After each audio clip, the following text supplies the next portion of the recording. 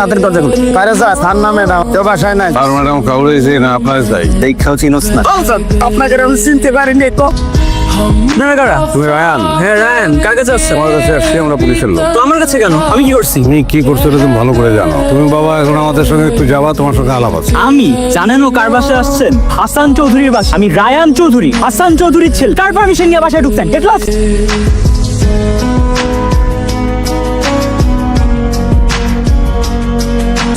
আমি ইন্সপেক্টর মইনুল। আমার ছেলেকে কেন অ্যারেস্ট করেছেন? আমাদের ছেলে কি করেছে? এটা ধারা হলো 302 মার্ডার খুন। কাকে? সাদবান নামে একটা ছেলে তার বাসায় খুন হয় সেই মামলায়।